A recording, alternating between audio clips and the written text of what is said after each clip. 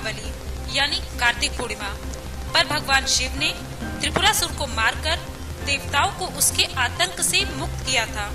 इस उपलक्ष्य में देव दीपावली मनाई जाती है। आज इस शुभ अवसर पर मनकामेश्वर घाट पर दीपदान व गोमती आरती का आयोजन हुआ। एक तरफ घाट की सुंदरता मन मोह रही थी, वहीं आज बाल दिवस के इस अवसर पर बच्चों द्वारा रंगारंग सांस्कृतिक कार्यक्रम ने लोगों का मन मोह लिया। इसी नजारे को आज की रात चंद्रमा ने भी अपनी खूबसूरती से घाट को निहारा और वहीं महामहिम की उपस्थिति एक अलग ही छटा बिखेर रही थी।